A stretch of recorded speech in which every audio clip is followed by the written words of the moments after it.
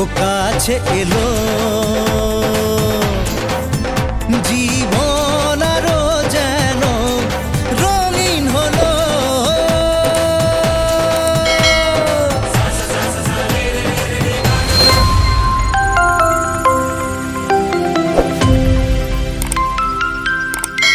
Hello friends, welcome back to my channel. আমি মৌমিতা। আজকে তোমাদের সামনে আরও একটা নতুন ব্লগ নিয়ে চলে এসেছি। আজকের সকালটা খুবই স্পেশাল।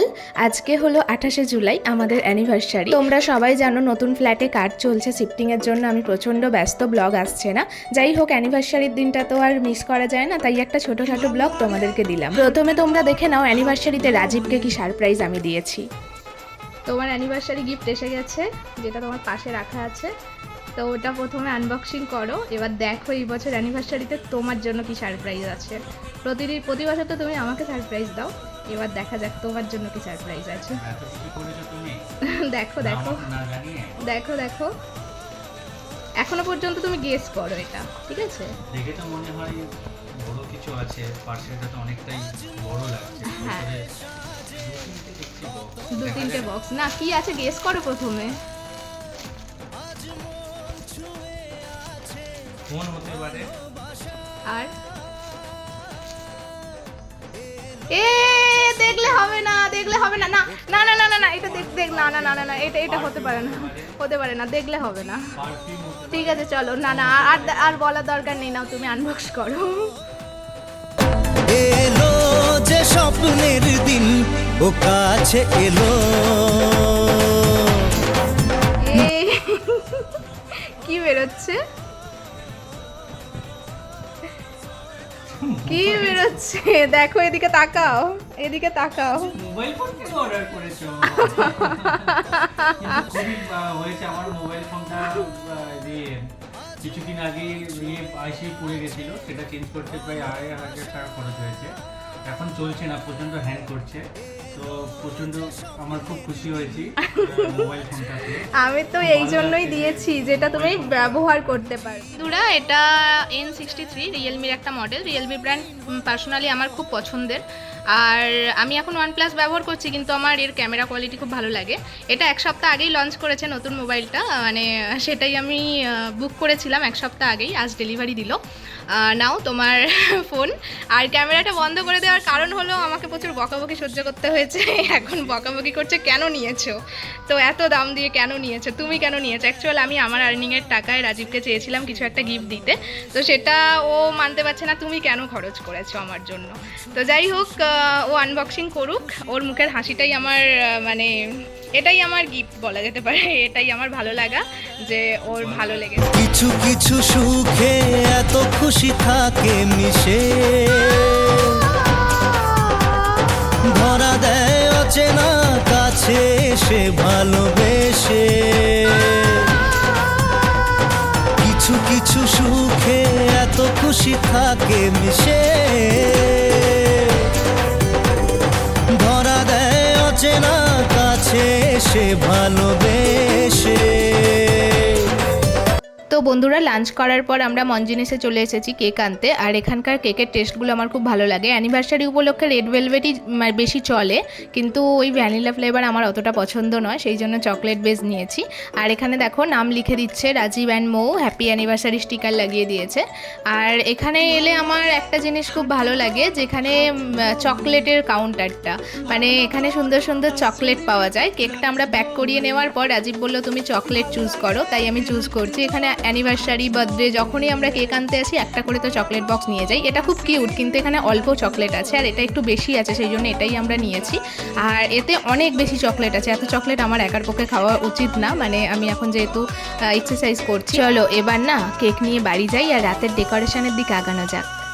তো বন্ধুরা, এখানে হ্যাপি অ্যানিভার্সারি লেখা যে ব্যানারটা দেখতে পাচ্ছ, এটা পুরোটাই আমার নিজের তৈরি করা। আর্ট পেপার কিনে স্কেচ পেন দিয়ে ওটা ভালোভাবে আমি লিখেছি এবং কাটিং করেছি। এরকম আমার কাছে আরও আছে, happy birthday, happy anniversary, Valentine day. তো যাই হোক, বেশ আমার ভালো লাগে এসব কাজ করতে। আর এটা হলো আমার ফাইনাল লুক। আমি ব্ল্যাকে সেজেছি, আজকে রাজীবও ব্ল্যাক পরেছে। ভেবেছিলাম এই বছরের তোমাদের ব্যাকগ্রাউন্ডটা অন্য দেখাবো, মানে নতুন ফ্ল্যাটে সেলিব্রেট হবে, কিন্তু ভাগ্যে নেই, মানে ইন্টেরিয়ারের জন্য অনেকটা আমাদের ডিলে ডিলে হয়ে যাচ্ছে ফ্ল্যাটটা মানে শিফট করতে।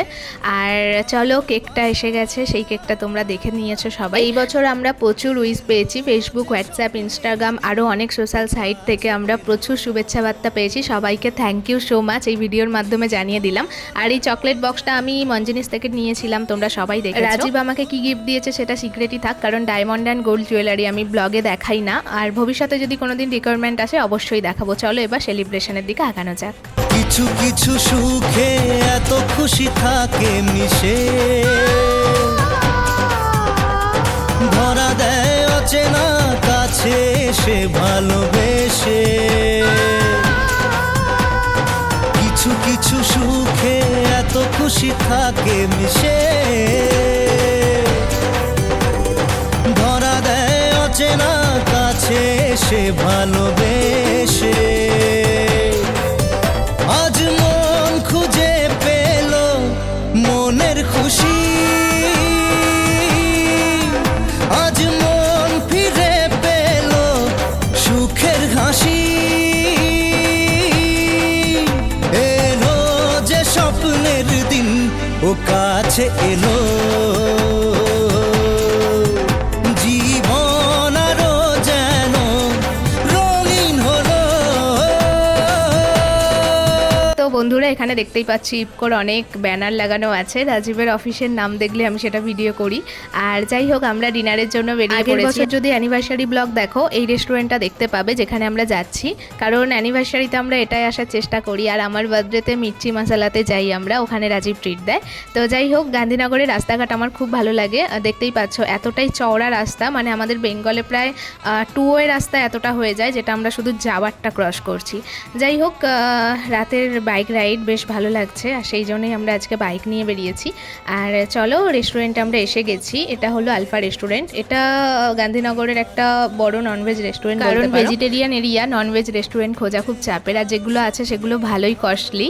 আর এখানে বেশ রিজনেবলের মধ্যে পাওয়া যায়, মানে কস্টলি বলবো কিন্তু তাও রিজনেবল, মানে ওভার না। আর মির্চি মশলা যেখানে যাই সেখানে ওভার কস্টলি, মানে যেটা আমরা বাদ দিই। যাই হোক পার্টি যেহেতু আমাকে দিতে নিয়ে এসেছে, সেই জন্য রাজীব আমাকে মেনু কার্ড ধরিয়ে দিয়েছে যে তুমি অর্ডার দাও। আর আমি বলেই এসেছিলাম যে আলফার ললিপপটা আমার খুব টেস্টি লাগে, তো ওটা আমরা স্টার্টারে নেব, তাই ললিপপ অর্ডার করে নিয়েছি। আর এখানে দেখতেই পাচ্ছ মেনু কার্ডটা তোমাদের দেখিয়ে দিলাম। আর চলো এবার খাবার আসতে শুরু করেছে, আমাদের ওয়েটিং শেষ হয়ে গেছে। প্লেট তো প্রথমে দিয়ে গেছে, এখনো পর্যন্ত খাবার আসেনি। আমি এখন জিম করছি, প্রপার ডায়েটে আছি, অনেক দিন পর বাইরের খাবার খেতে এসেছি, আর আজকের দিনে তো ব্রেক করাই যায়। যাই হোক ললিপপ স্টার্টারে খাওয়ার পর আমাদের মেন কোর্স এসে গেছে। মেন কোর্সে আমরা নিয়েছিলাম egg fried rice, butter chicken masala এবং কুলচা, মশলা কুলচা। তো যাই হোক আমাদের মেন কোর্স চলে এসেছে, এবার আমরা মেন কোর্সটা খেয়ে নিই। আর দেখতেই পাচ্ছ খাবারের কোয়ালিটিও ভালো, বেশ ভালো টেস্টি। আমার এই জন্য এই রেস্টুরেন্টটা খুবই ভালো লাগে, মানে পার্সোনালি পছন্দের। অনেকটা ডিস্টেন্স হলেও আমরা আসার চেষ্টা করি। আর রাজীব ওয়েট করছিল যে কখন তোমার ভিডিও করা শেষ হবে আর আমি খেতে শুরু করব। আর আজকে বাড়ি থেকে বলেই এসেছে তুমি যতটা খেতে পারবে ততটাই অর্ডার করবে, না হলে আমি কি করি, আমি বেশি বেশি অর্ডার করে দিয়ে শেষে খেতে পারি না, ওকে খেতে হয়। সেই জন্য আমরা অল্প অল্প করে অর্ডার করেছি, যে পরে যদি লাগে আবার নেব। আর আমার তো খাবার কন্ডিশন দেখতেই পেয়েছে, 2টো ললিপপ খেয়েছি আর এই রাইসটা অল্প করে নিয়েছি, ব্যাস আমার হয়ে গেছে। কুলচা জাস্ট একটু টেস্ট করেছি, আমার খাওয়া হয়ে গেছে। ও সেই জন্যই বলছে যে আমি তোমাকে বারবার বারণ করেছিলাম এত অর্ডার করো না, শেষে আমাকে খেতে হয়, দেখলে তো আমাকেই খেতে হলো।